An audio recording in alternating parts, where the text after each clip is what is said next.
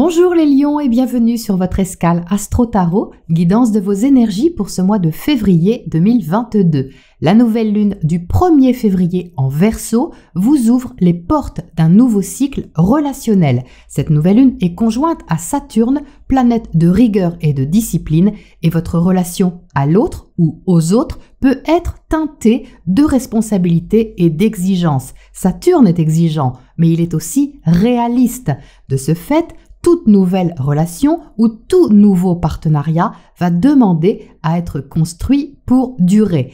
Ça peut donc parler d'engagement, mais aussi de désengagement, car les luminaires sont en carré à Uranus, planète de la liberté, et incitent au changement et à l'autonomie. Les énergies sont donc complexes, car d'un côté, il y a un besoin de structure, de droiture, de suivre les règles, et de l'autre, le besoin de préserver votre liberté. Ce n'est pas forcément problématique d'ailleurs. Un renouveau peut aussi impliquer, par exemple, que vous preniez vos responsabilités vis-à-vis de l'autre ou des autres et que vous vous organisiez dans ce sens. Uranus maîtrise cette lunaison et il reçoit un bel aspect de Vénus, planète de l'amour, des sentiments et des valeurs. C'est une énergie orientée sur votre activité quotidienne, le plaisir peut-être que vous pouvez apporter dans un travail ou dans vos habitudes de tous les jours, santé incluse. Santé physique, santé morale ou santé émotionnelle. Vous pouvez avoir des relations ou une en particulier qui peuvent encourager la mise en place d'un projet qui réveille votre vie.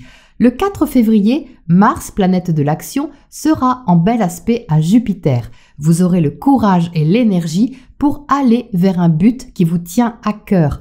La conjonction Soleil-Saturne vous aidera à prendre position de façon réfléchie, à moins que ce ne soit quelqu'un qui joue ce rôle d'éclaireur pour vous, vous permettant de regarder en face ce que vous devez assumer.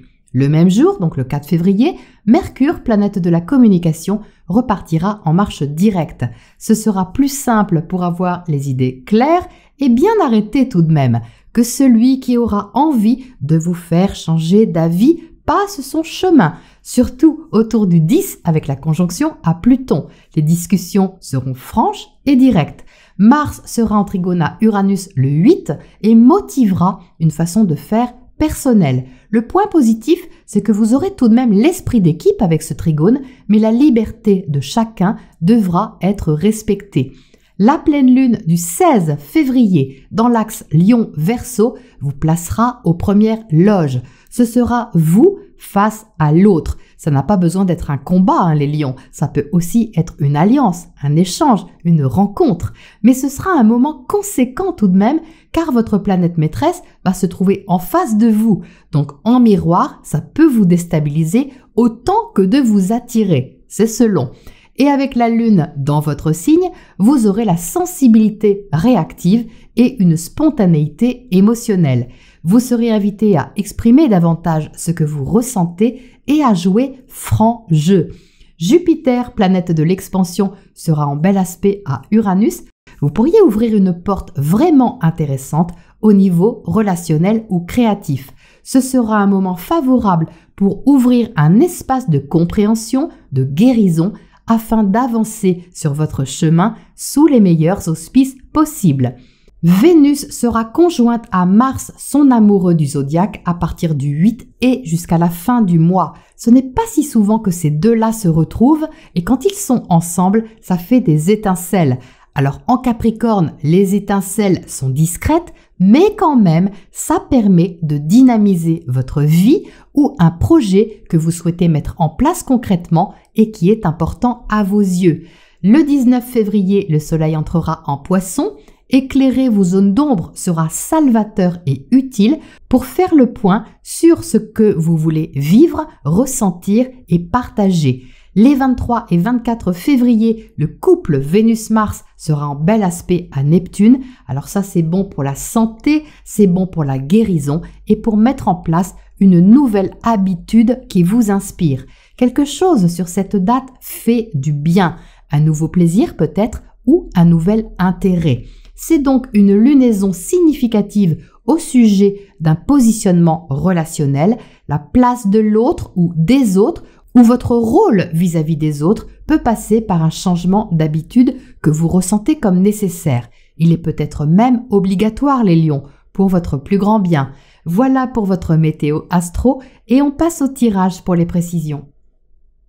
Alors les lions, voici encore un magnifique tirage. Je dis encore parce que les tirages de février sont vraiment très beaux. Ça n'a rien à voir avec l'énergie de janvier et ça se ressent dans tous les tirages. Donc le vôtre, les lions, est beau aussi. Et on voit bien qu'il y a quelque chose de significatif et d'important sur ce cycle pour vous.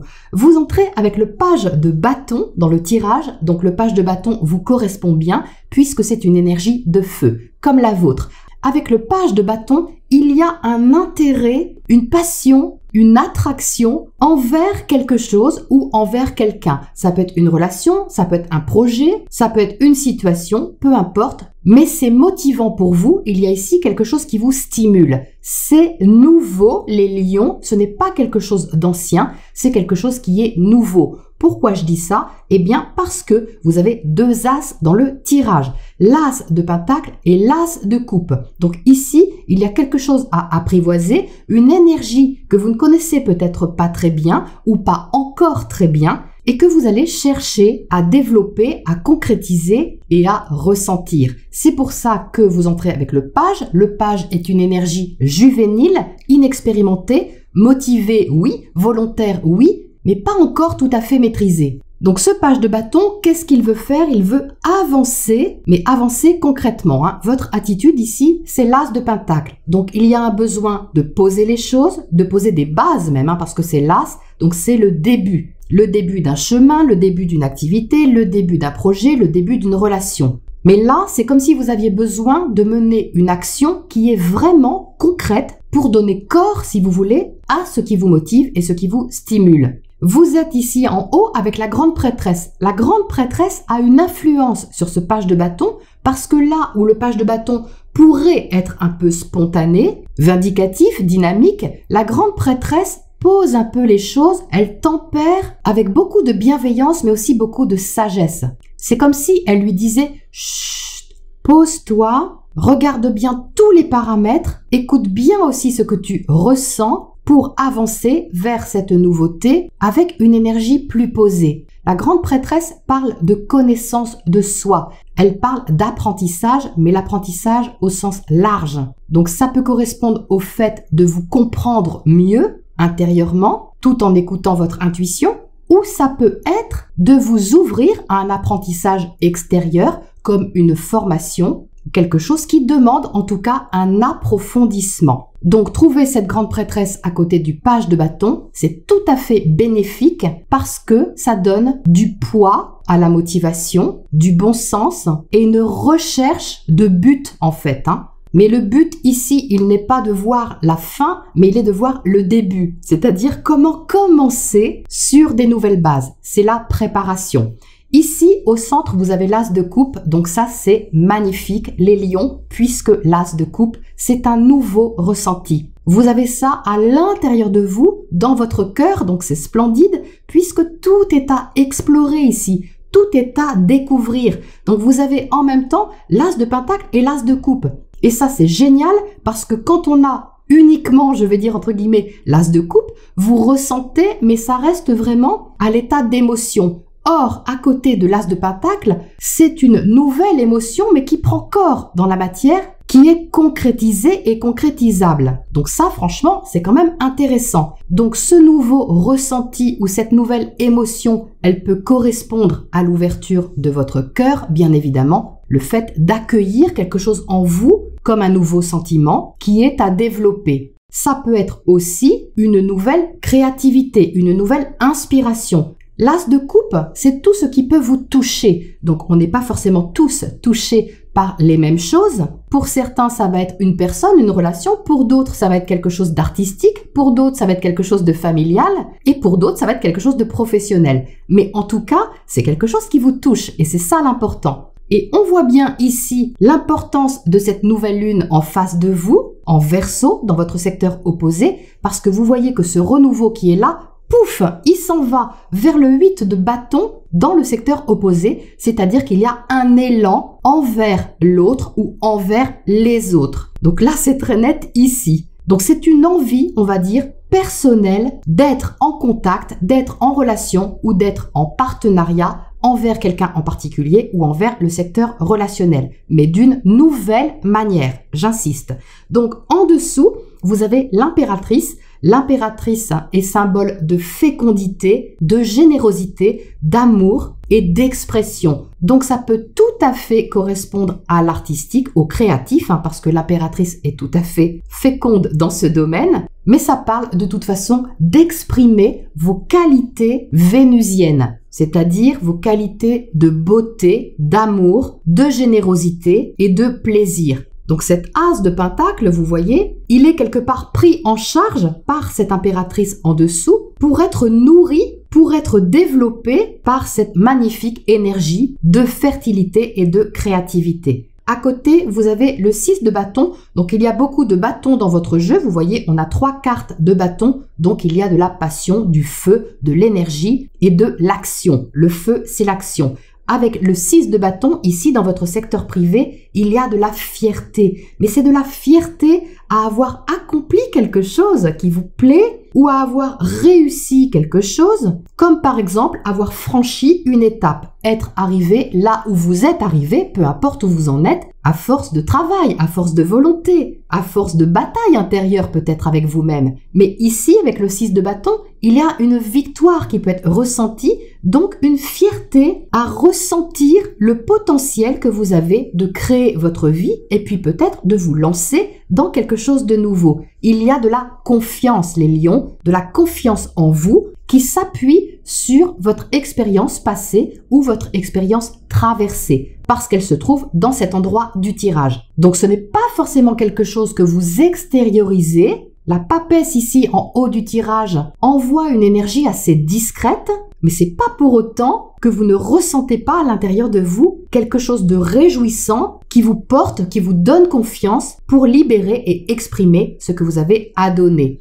À côté de ce 6 de bâton, on a l'étoile. Donc ça, c'est encore magnifique. L'étoile, c'est le fait d'être soi-même, d'être dans la vérité, dans votre vérité intérieure, ce que vous ressentez vraiment et l'écoute du chemin qui vous appelle. On a quelque chose ici qui vous donne confiance, les lions, parce que l'étoile à côté du 6 de bâton, vous ne vous posez pas vraiment de questions. C'est assez instinctif, déjà parce qu'on a des bâtons et les bâtons sont instinctifs, mais aussi parce qu'avec cette as de coupe au cœur de vous, vous écoutez vraiment ce que vous ressentez. Donc ça vous guide et ça vous donne envie de vous ouvrir vers l'extérieur, quelle que soit la façon dont vous le faites. Donc, il ne faut pas oublier qu'en face, dans le secteur relationnel, vous avez Saturne qui est conjoint à cette nouvelle lune.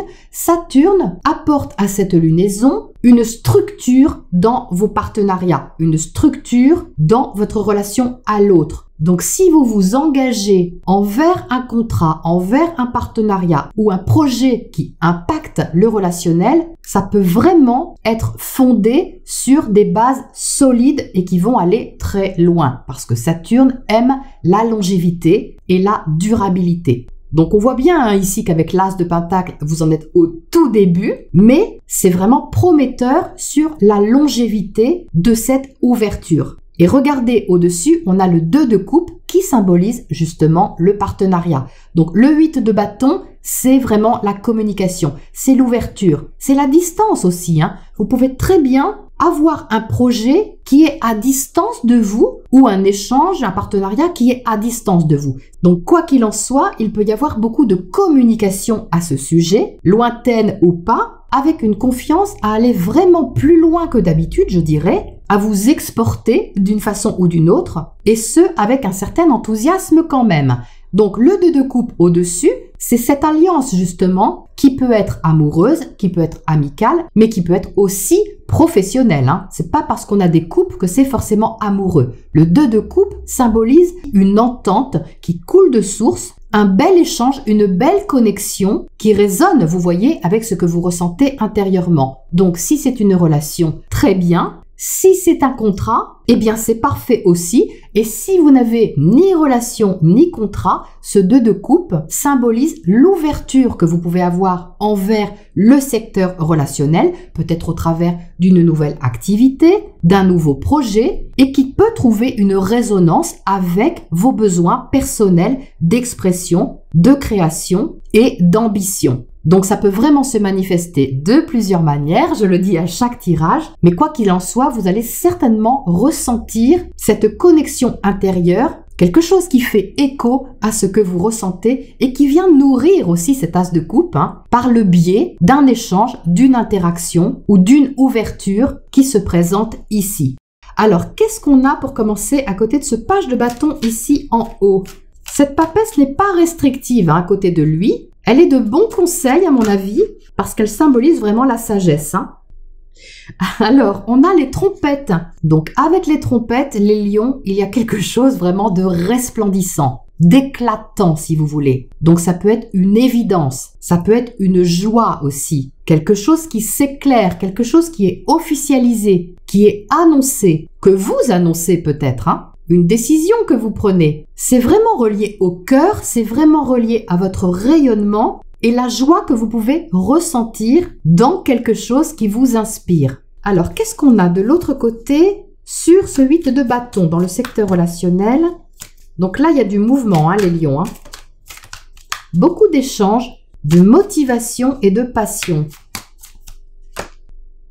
Alors, on a la carte de l'harmonie. C'est pas vraiment étonnant parce qu'avec une nouvelle lune dans votre maison 7, on recherche justement cette énergie de la balance qui correspond justement à cette carte-là. Donc ça rejoint aussi le 2 de coupe au-dessus, vous voyez. C'est-à-dire que les efforts que vous allez fournir, qui ne sont pas des efforts pénibles, les lions, ce sont des actions plutôt motivées. Elles sont dirigées, vous voyez, vers une recherche d'équilibre, d'harmonie. Donc, il se peut que vous ayez à accorder vos violons, c'est tout à fait possible, mais ça n'a pas l'air problématique. En tout cas, je ne le ressens pas du tout comme ça. Qu'est-ce qu'on a à côté de ce 2 de coupe là-haut? Cette alliance ou ce contrat, ce partenariat, ou cette rencontre, ça peut être une rencontre aussi, les lions.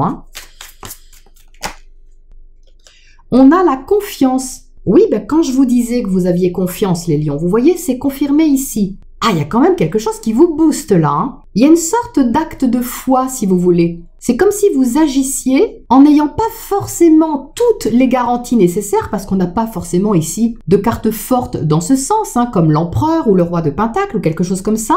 Mais cet as de Pentacle ici, c'est le fait de miser aussi sur quelque chose concrètement que vous ressentez qui peut aller loin. C'est ça qui vous donne confiance. Donc c'est vraiment chouette. Qu'est-ce qu'on a comme oracle conseil pour terminer là-dessus, les lions?